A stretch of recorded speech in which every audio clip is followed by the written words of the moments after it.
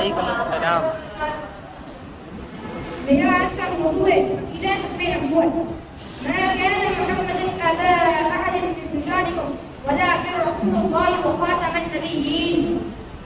ترجمہ تقوی ایمان، محمد تمہارے مردوں میں سے کسی کے باپ نہیں، لیکن وہ اللہ کے رسول اور تمام نبیوں کے ختم کرنے والے ہیں۔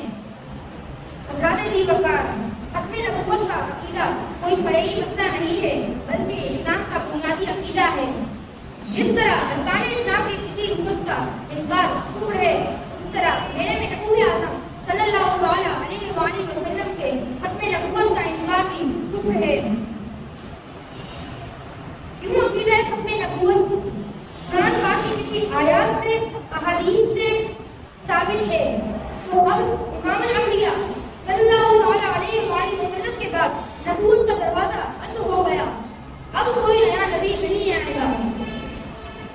اب جو بھی دعویٰ کرے تو ملحد ہے، مردود ہے، قذاب ہے، جہنمی کتوں میں سے کتا ہے اور پکا کافر ہے۔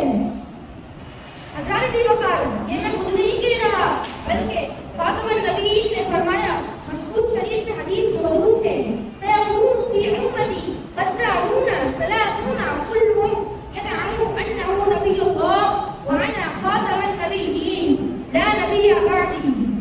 یعنی میری امت میں 30 کذاب ظاہر ہوں گے اور ہر ایک کا گمان ہوگا کہ وہ اللہ کا نبی ہے، حالانکہ میں خاتم النبیین ہوں اور میرے بعد کوئی نبی نہیں آئے گا۔ پیارے بھائیوں، اس حدیث پر غور کرنے سے ہمیں معلوم ہوتا ہے کہ اب کوئی نیا نبی نہیں آئے گا، چاہے کوئی مسلمان کذاب ہو، کوئی مردائی ہو، کوئی قادیانی ہو، اب نبی نہیں آئے گا۔ اس پر کسی شاعر نے کیا خوب کہا، فتح باب نبوت سے بے حد حدود، فتح باب نبوت سے بے حد حدود، ختم دور رسالت میں لاکھوں سلام۔ اسی شعر کے ساتھ اپنی تقریر کا اختتام کروں گا۔ آخر میں دعا ہے کہ اللہ عز و جل ہم تمام کو عقیدہ ختم نبوت پر میرا زندگی کو